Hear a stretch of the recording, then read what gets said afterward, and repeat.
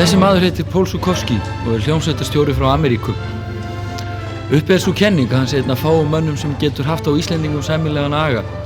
Undir stjórn Zuchowskis spila íslensk börn og unglingar flóknustu sinfóníur í heimi.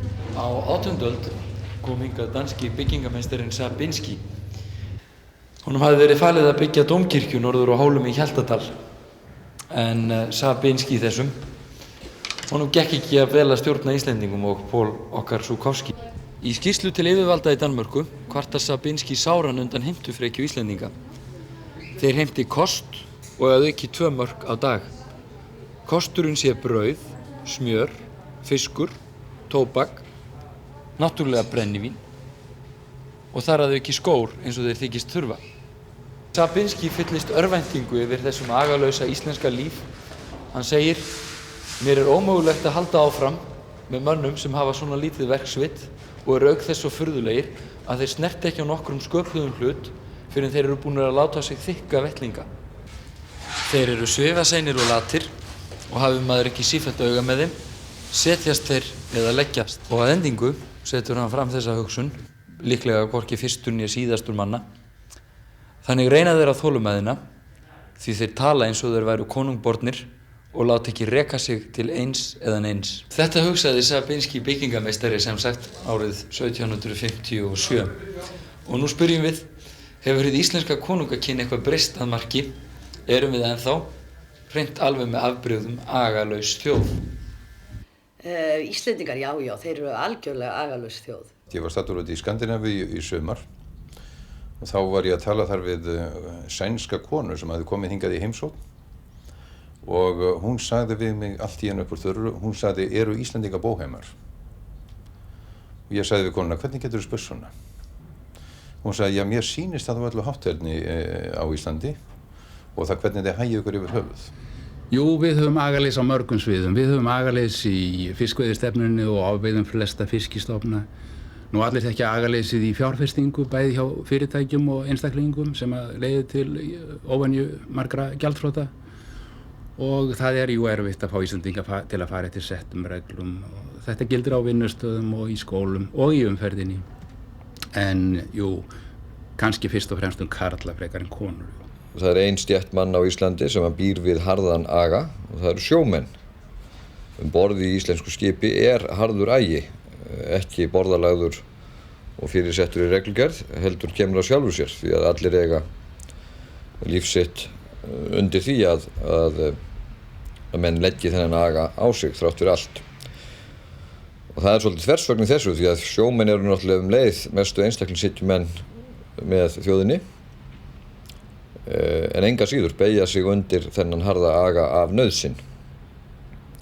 En að öðru leyti eru Íslendingar heldur agalaus þjóð, já, og það fer mjög versnandi. Já, það mikið talað það að Íslendingar séu afkastalitlu vinnu og það sé mjög lítill agi í öllu þjóðlífinu. Það kannski erfitt að mæla því mót.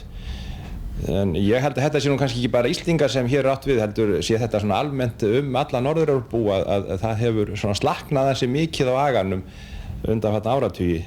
Með þess að þjóðir eru farnar að verða agalausir eða agalitlir sagt. Við Íslendingar erum fáir. Við erum vanir að fara eigin leiðir í okkar málum. Maður sér þetta í viðskiptum. Maður sér þetta allstaðar í þjóðlífinu. En ef við berum þetta saman til dæmis í Kína þar sem mannfjöldi mikill, það verða menn náttúrulega að gera svo vel að fara eftir settum reglum. Þannig að agi í mínum huga að virða ríkjandi reglur eða norm og við Íslendingar tökum það að mínum mati töluvert frjálslega. Jú, agaleysi Íslendinga, mér finnst það vera ein af þeim klisjum sem allir segja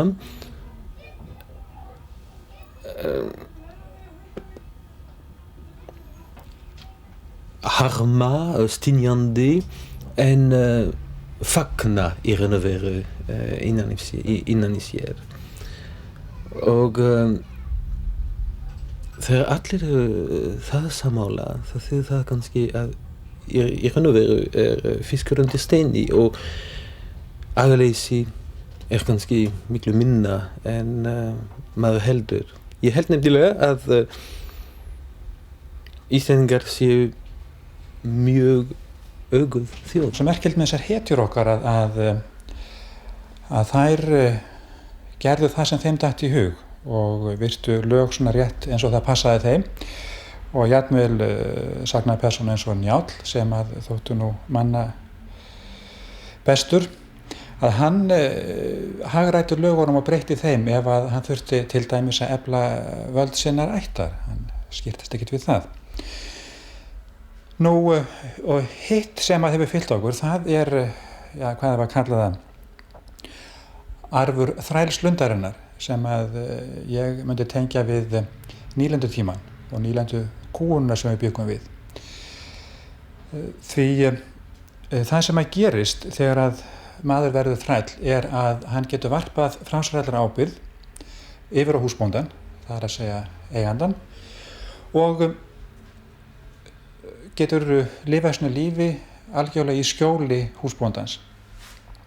Þegar þetta tvennt fer saman, annars vegar hetjudýrkunin og svo hins vegar þessi þrælslund, að þá ekki við góða að búast þegar að frelsinu kemur. Því þrællinn, það að segja, ef við skulum bara tala Íslendinga á þessum myrku miðöldum, þegar þeir bjuggu við kúgun Dana, að þeir gátu varpað öllum sem vanda yfir á Dani, þeir gátu notað nýlendu þjóðuna sem óvina í myndina og gátu þess vegna hort fram hjá eigin göllum. Og þetta held ég við gerum að sem mikið ennþá. Annars vegar þá reynum við að lifa eins og hetjurnar, það að segja miklir einstaklingshyggjumenn við förum eftir lögum og reglum svona rétt þegar það hentar okkur. Og hins vegar þá neitum við að taka ábyrgð. Og þann hátt þá erum við eins og þrællinn sem að varpa frá sér ábyrgðinni og ætlast til þess að aðri takina af honum. Fyrsta lagi held ég nú að þetta hafi eitthvað að gera með náttúrufarið, veðurfarið á Íslandi. Þetta allt svo óstöðugt og við erum alltaf að taka áhættu, við skipuleggjum ekki mikið. Og í öðru lagi þá held ég líka að sagan okkar hafi svolítið með þetta að gera. Við erum svo eina fáum Evrópuþjóðum sem stukkum í raun og veru yfir heilt tímabil í okkar eigin menningarsögu. Við tókum heljarstökk frá okkar frumstæða þjóðfélagi yfir í nýríka þjóðfélagið og nútíma velferðarsamfélag. Við áttum aldrei neina borgarastétt. Þessi danska sem var hér einhvern tímann, hún fór og enda skipti hún aldrei alþýðumanna neinu máli. En þessi svona borgaralegi ægi sem að við getum lesið bæði skáldsögum og annar staðar, sem Evrópubúar bjuggu við í öldum saman, þetta tímabil ekki til í okkar sögu. Vorum jú öldum saman undir erlendu valdi og þá var þeim svona dyggð að fara ekki eftir boðum þessu bönnum, sneiða hjá lögum og reglum frá yfirvaldinu og ég held að eimi eftir af þessu. Og svo hafa óvenjulega breytingar gengið yfir þessa þjóð á þessari öld, sérstaklega og eftir stríð og ég held satt að segja að við höfum ekki náð fótfestu. Við höfum ekki tekið afleiðingunum af því að búa í þéttbýli, taka tillit til annarra, gera áætlanir og fara eftir þeim. Þvinganir sem fylgja því að lifa í þessu landi á eyju í litlu þjóðfélagi, þar sem allir þekkja alla og fylgja með öllum. Þessar þvinganir eru svo miklar að menn verða að sannfæra sjálfan sig að þeir séu frelsir, að agaleysi ríki, að frelsi hreyfingar, frelsi einstaklinga sé ótakmarkað. Agaleysi birtist náttúrulega í mjög margvíslegu formi hérna. Í rekstri fyrirtækja til dæmis er öll áætlanagerð geysilega erfið. Hún það bæði vegna þess að menn kannski sjálfir eru ekki nógu agaðir eða skorti kunnáttu og líka ekki síst vegna þess að ytri skilyrði eru svo gífurlega breytileg og óáræðanleg. Það eins og allt hjálpi stað til þess að kalla fram svona ringulreið og og virkileg vandamál samfara því að skipuleggja hlutina fram í tíman. Kraftmiklir, og það einhver partur af úr erfðum kynslóðana í þessu landi, en það þarf að beisla þessa krafta miklu betur. Til þess þurfum við miklu meiri aga. Ég minnist þess að það verið að segja mig þegar var verið að byggja flugstöðuna, hérna nýju flugstöðuna á Keflavíkurflugvelli, að þar voru margir erlendir verktakar sem voru þar með starfsmenn sína og þeir kvörtuðu sáran yfir því að þegar starfsmenn þeirra voru búin að vera hérna nokkuð tíma, þá voru þeir farnir að drekka kaffi allan daginn og verið í reykingapásum og afköstin hrundu niður. Og kvörtuðu sáran yfir þess að þeir eru orðið hér fyrir mjög svona slæmum áhrifum að því að vera á Íslandi. Þrátt fyrir langa vinnudaga og afköstin léleg. Það vegna agaleysis, skipulagsleysis, fyrirhyggjuleysis. Menn eru að fokka þetta langan vinnudag, meðal annars vegna þess að þeir hafa ekki tæmið sér að vinna hratt og örugglega og skipulega. Við þetta fara mörg mannsefni til spillis. Konarnir eru alltaf á sínum stað, kallarnir þeir eru lausari við, þeir fara út og inn og hverfa kannski. Og þeir leyfa sér að standa út í horn, mér sagt á ýmsu vinnustöðum og kjafta saman, en konunum, þeim leyfist það ekki, sko. Þetta náttúrulega liggur í mismunandi eðli, þannig að kallarnir eru sjálfráðari, eigingjarnari og árásargjarnari og bara vilja fara sínu fram, hvað sem öllum reglum líður. Ég býst við að ég hafi til dæmis búið við miklu meiri aga sem krakki heldur en krakkarnir mínir gerðu. Og ég ekkert að mæla með þess konar aga vegna þess að hann var bara tilskipun að vera svona eða hinsegin. Börn eru held ég núna vissulega agalausari en þau hafa líka meira sjálfstraust og þau eru miklu sjálfstæðari heldur en við vorum. Sérstaklega held ég að stelpur séu miklu betur á sig komna núna heldur að við vorum á basaldri. Sú saga sögð af gríska heimspekingnum Díógenesi að hann hafi eitt sinn heyrt dreng blóta og barið föður drengsins fyrir vikið. Og þá vaknar sú spurning, ef við gefum okkur að við Íslandsbörn séum agalaus, óöguð, hverjum þá að kenna? Fólk í dag, það miklu frakkara heldur en áður var. Það leyfir sér meira heldur en að til dæmis á þeim árum þegar ég var að alast upp. Bæði við foreldra sína, kennara í skólanum og yfirvöld. Það kannski ekki allt agaleysi heldur, ég veit ekki hvað á eiginlega að kalla það, eins og ég sagði, það frakkara. Það kemur fram með kannski meiri frekju heldur en áður þekktist. Börnin, þau bera sig saman við önnur börn og segja, af hverju má ég ekki? Þessi má það, Jón má það, Sigga má það, af hverju ekki ég? Og foreldrar þau stundum lenda í vandræðum og vita ekki hvar þau eiga að setja mörkin, hvað má og hvað má ekki. Þetta ákveðin samhæfing sem að þyrfti að vera. Við skulum taka sem dæmi útivist barna á kvöldin. Viljum við að 10-11 ára börn séu úti til miðnættis á kvöldin? Stundum eru þau það og sumir foreldrar halda að það verða að vera svona af því að önnur börn séu það. Og ég held kannski að þetta byrji í skólanum. Það sem ég þekki til í skólakerfinu hér, þá erum við mjög agalaus og vanþróuð miðað við þá reynslu sem ég hef af því að setja börnin mín í gegnum skóla í Bandaríkjunum og reyndar hluta af þeim, ég á nú 5 börn, hluti af þeim byrjaði sína skólagöngu í Bretlandi og það ekki hægt að bera saman reynsluna í þessum löndum miðað við það sem þekkist hér. Venjulega eru menn að segja að þessi pedagógar og uppeldisfræðingar sem hafa komið hér með sálfræði það að ægi sé á hennu illa, það eru þetta alrangt. Auðvitað það svo í lífi hvers manns að ægja á að koma innanfrá, menn eiga að aga sig sjálfir, menn eiga að beita sig sjálfsaga.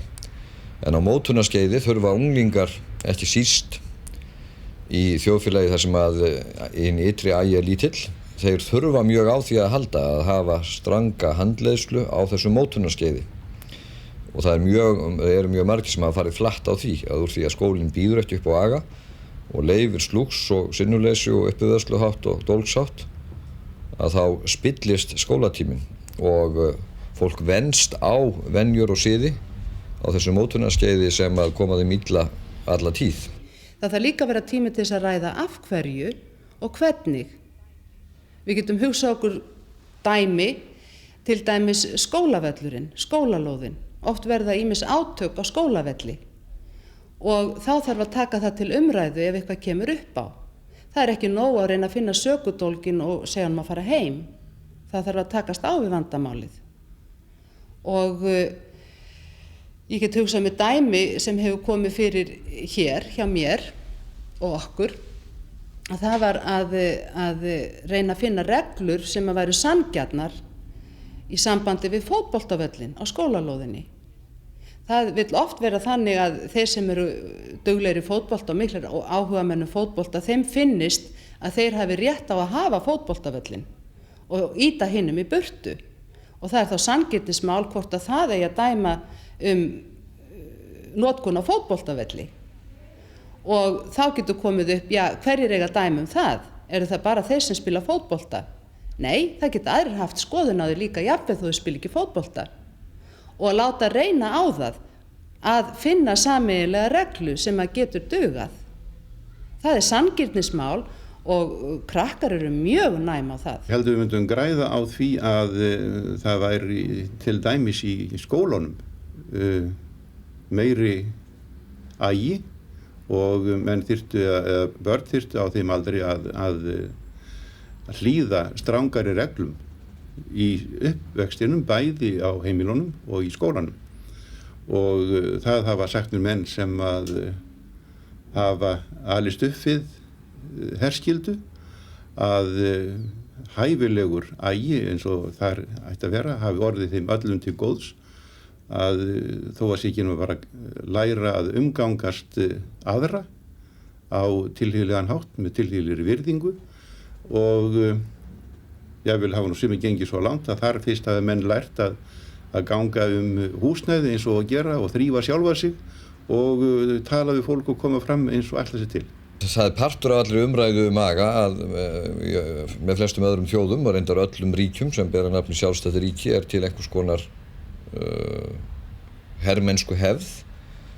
Ýmist að allir karlmenn á einhverju aldurskeiði eru teknir og tiftaðir til og kennt að hlýða og kennt að starfa saman með öðrum mönnum undir ströngum aga og þá oft undir mjög harðum aga, heraga. Og þetta setur sitt mark á uppeldi annarra þjóða. Ein ástæðan fyrir því að Íslendingar eru svona agalausir er sú að menn þurfa aldrei að undirgangast heraga. Nú eru aðstæður hér í þessu landi að minnsta kosti enn sinn slíkar að það er ekki líklegt að hér verði stofnaður innlendur her. Og þeir þjóðhóllumenn sem að vildu koma á vinnuskyldu hafa verið drepnir af hagyrðingum og öðrum slíkum hálffuglum og stjórnleysingjum. Ef við erum að tala aga í sjálfu sér, þá getur hann nú ekki verið markmið, heldur tæki til þess að ná ákveðnum markmiðum. Og maður verður var við aukna kröfu, fólk biður meiri aga, en maður getur spurt sig hvort að það sé raunverulega agi í formi boða og banna sem er verið að biðja hvort þetta sé ekki meira þá liður í almennu uppeldi. Að einhver taki þarna yfir þar sem að heimilin ná ekki að sjá Það er aðeins eitt sem að ég, eftir 12 ára fjarveru, það er aðeins eitt sem að ég sá mjög mikla breytingu á þessu tímabili.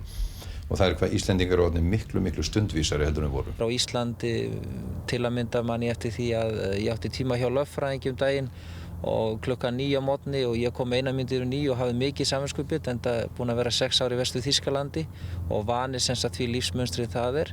Nú lögfræðingur kom klukkan 10 og bauð góðan daginn eins og ekkert væri. Ég man alltaf þegar ég fyrst hér hafa séð klukkan 3 miðjan vetur, snjóstormur, manneskja bíða á Lækjartorgi þangað til skiptum ljós. Klukkan 3. Mér fannst Íslendingar ofboðslega agaðir. Þetta agaleysi er líka svolítið sjarmerandi, það verður að segjast eins og er. Það til dæmis, held ég alveg óhugsandi að það yrði harðstjórn á Íslandi. Vegna þess að það ekki hægt að kúga fólk nema það hafi sjálfsaga. Hver einasti Íslendingur uppreisnarmaður í eðli sínu og svona bjartur í sumarhúsum býr í okkur öll. Þetta agaleysi okkar, það veldur nú því að við erum mjög hamingjusöm þjóð, sko, okkur líður mjög vel. Við tökum lífinu með ró og erum ekkert að láta hlutina svona fara í taugarnar á okkur. En á hinn bóginn þá náttúrulega veldur þetta ýmsum efnahagslegum erfiðleikum áreiðanlega. Einstaklingurinn sem elst upp við þetta agaleysi, hann virðir ekki skorðutina, hann virðir ekki stéttaskiptinguna. Hann segir, ég get þetta eins og hinn og hann gerir það. Ef þú ferð til mið-Evrópu, til Sviss, þar sem eru aldagamlar hefðir fyrir því borgunum hver tilheyrði hverjum, að þá hefðar fólk sér ekki svona. Það bara á sínum stað í samfélaginu. Og fyrir bragðið að það verður þjóðfélagið ekki eins frjótt eins og við höfum það hérna. Við þyrftum hins vegar að gera þá kröfu til þeirra tveggja stofnana sem að móta fólk og ala fólk upp, það er að segja heimilis og skóla, að þar verði komið á meiri aga. En hver á að byrja? Hinn agalausu foreldrar og hinn agalausu kennarar. Þetta eiginlega ægilegt. Þetta svona landina mörgu kónga, drottninga.